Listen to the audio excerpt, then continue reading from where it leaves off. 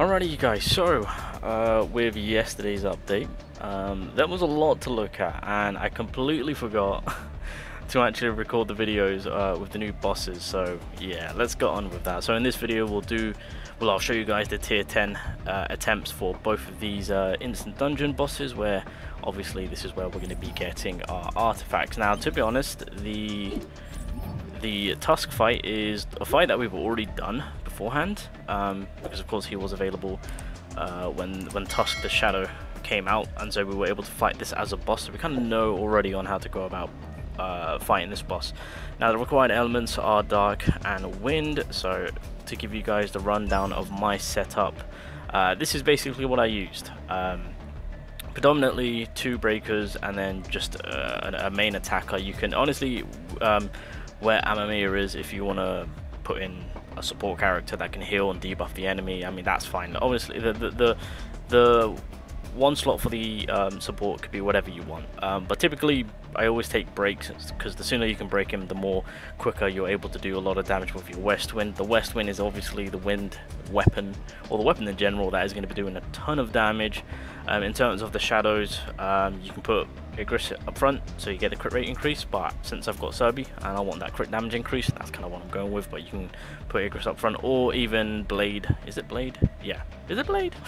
To get the attack up if you need be. But pretty much this is going to be universally the setup which a lot of people, to everyone who uses, of course. In terms of blessing, oh, by the way, yeah, don't oh wait, oh my god, I didn't have a necklace on Jinwoo this whole time, and I've just done these runs. Okay, that's fine.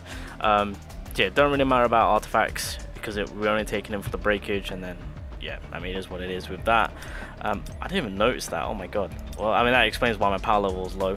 But yeah, blessings, these are kind of what I'm taking. Honestly, alternatively, you could run this bad boy to get that defense decrease. You could also run, yeah, I mean, you could also run this to give you the attack increase, but your skill mana will go up. Crit rate increase if you need that, and then of course, this is also a pretty nice blessing to choose from. So yeah, those are the ones which I would recommend. I mean, you could also, if you want to, go for Chains of Blood, because that did get a little bit of a buff. Actually, no, not Chains of Blood, sorry, Advanced Dagger Technique, my bad, because of course once the boss goes below 70%, then yeah, you can hit them with a little bit more damage output. So yeah, there's that. And then of course, in terms of the ruins, kind of went with this as per usual for the break, and then I went with this for the, usually I would have attempted to go for this, but heavy break, gotta get that break, and plus we do 75% more damage because it is a heroic version of it. So that's pretty much the build, and well, what I decided to go with. Alright, so I did pre-record it just so I could kind of talk over it and give you guys a bit of a helping hand on how I kind of assessed it, or just make it easier on my end. So yeah, so the fight starts. He does this all the time. I always use it to my advantage to shadow step, and then at this very moment you basically just throw all of your breakage characters. I also throw pretty much all my offensive characters too. Yeah, I completely butchered that, so yeah, mistakes were made. Don't do that. So pretty much at this very moment, summon the shadows here, so he gets distracted with the shadows, and then that gives you time to kind of break. So at this very moment I always break, and then obviously feast, and hopefully you get the crit. Obviously I didn't get a crit there, but we've got 500,000, so that's not too bad for a base damage, we'll take that. But at this very moment you just kind of have to go in, be cautious, because he does have these big attacks which will do a lot of damage, so you can just see the edge as it's going up, so just kind of keep an eye on that. Be very cautious about this, because you've got to time this right, as you guys can see, because if I shot that like a second later, or sooner, sorry, that attack wouldn't have counted. So yeah, when he's in that big form, wait a little bit and then go for the shot, because he does have a bit of protective armor, unfortunately. And then yeah, at this very moment, just got to be very, very cautious, because it's those big attacks which, you know, it's very difficult to see. The lighting on this game does kind of screw you over, especially with the field.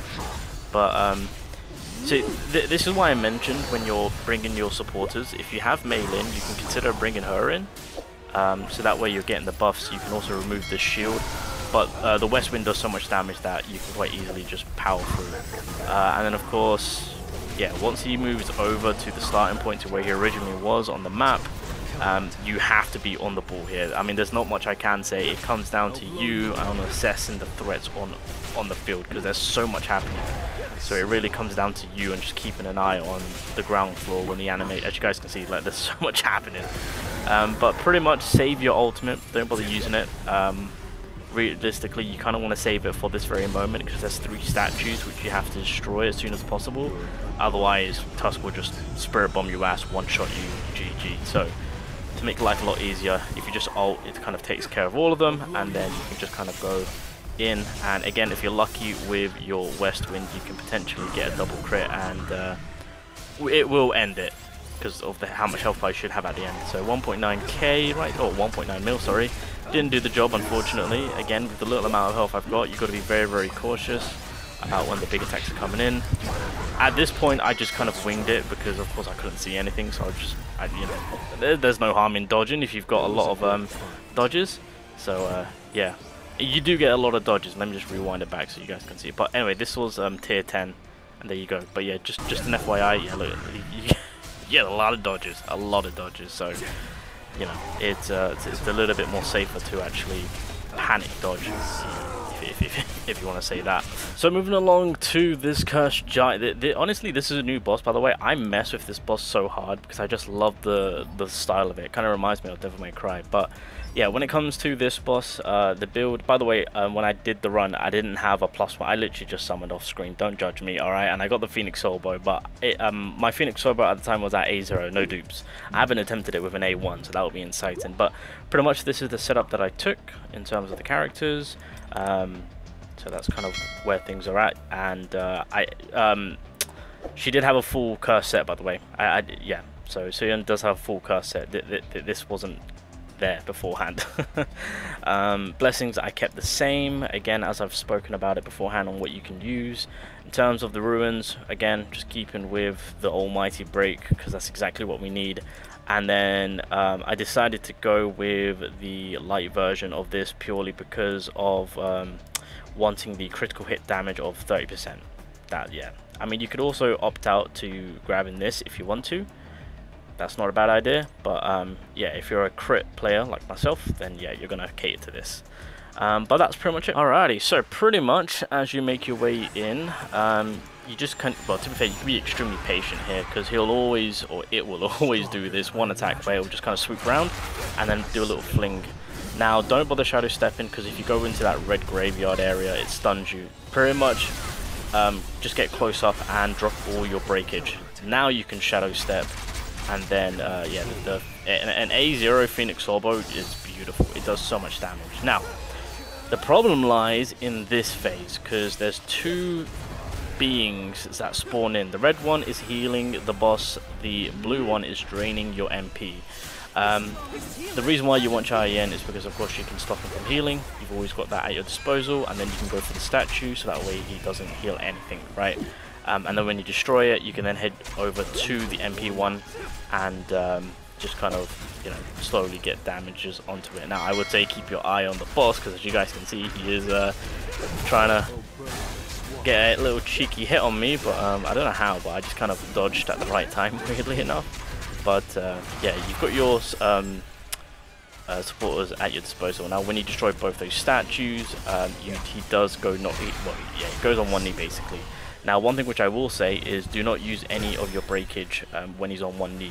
Utilize that moment just to kind of spam some damage onto him, get some debuffs going, and then when he wakes up again, then go for the breakage, and that way you've got two free turns basically of getting damage going on. So that attack, when he's about to do like that roar, just run away. Don't bother doing anything, because one, he won't be able to take damage. It's stupid, I know. Yeah, 2, you can just kind of swing back in. And pretty much, if you've got your crit build nicely done, you can quite easily OHKO him as soon as possible. With fire crit, he dies so quickly, so like 3.8 mil right there just kind of knocked him out. And yeah, that was the end of this boss. Not too shabby.